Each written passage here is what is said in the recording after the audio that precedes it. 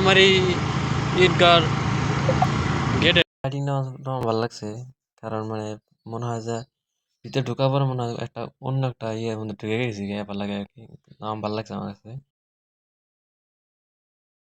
আপনার কেমন লাগছে কমেন্টে জানা দিন। আমার ভালো লাগছে, ঈদ উপলক্ষে পোস্টারটা বানাইছি। আসসালামু আলাইকুম গাইস, আপনারা কেমন আছেন? আশা করি সবাই ভালো আছেন। তো আজকে সবাইকে আমার অন্তর থেকে ঈদ মোবারক জানাইলাম। তো এখানে আমি ফজর নামাজ পড়লাম, তো আজকে ভিডিও দেখতে থেকে তো গাইস এখন গেতেছি ঈদের নামাজ পড়ানি নামাজ পড়ুন। তো আমি ঈদের নামাজ হলো 9:30, এখন বাজে হলো 8:41, মানে যাতে যেতে আঙ্গের মসজিদটা বাঙে ভালোই ফাঁকে আর কি। তো যাবো, ওখান থেকে বাইরে হইলাম।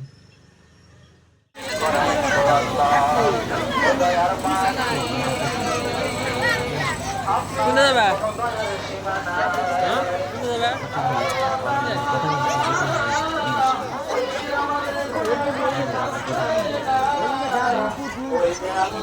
আপনার কাছে দরখাস্ত জানাই দয়ার মালিক, ওই দিন আমরা গুনাহগার বান্দারে আপনি ভুলিয়েন না। মুসলিম ধর্মের মধ্যে ঈদে যাওয়া আমার পছন্দ হয় না। পছন্দ আপনার কেমন লাগে আমি জানি না, আমার কাছে সেই খারাপ লাগে। তো এখন মসজিদে এন্ট্রি করলাম। এটা বান্ডার বাজারের বড় জামি মসজিদ। এটা একসাথে ধরেন 5-6 হাজার মানুষ নামাজ পড়া যায়, মানে গ্রাউন্ড ফ্লোর, ফার্স্ট ফ্লোরে।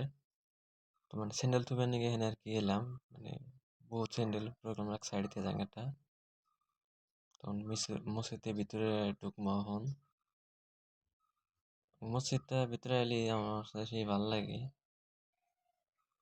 বড় একটা মসজিদ এটা, আঙ্গের ভান্ডারা বাজারের জামে মসজিদ। ভিতরে ঢুকলাম তখন।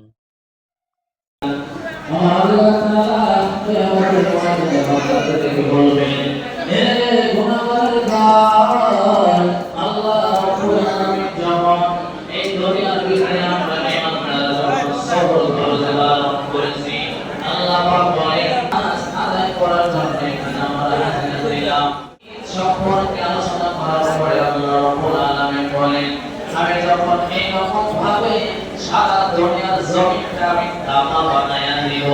তামা বানানোর উদ্দেশ্য হলো লোহার এক সাইডে গরম হলে আরেক সাইড গরম হয় না।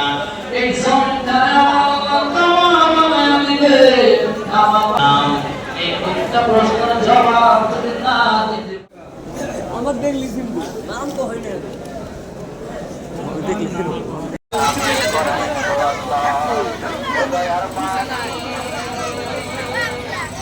শুনে যাবে হ্যাঁ শুনে যাবে।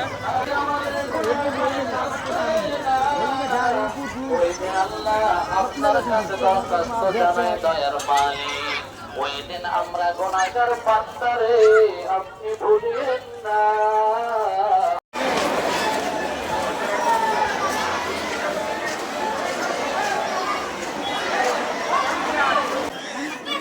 নাকি চাউমিন গা উঠে যায় মিষ্টি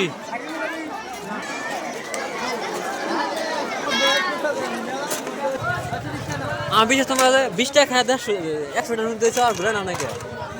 আমি এই সময় 10 টাকা ও খেয়ে মামু আসসালামু আলাইকুম। কেরো দেখতে রাইহান ঈদে গেছিলা?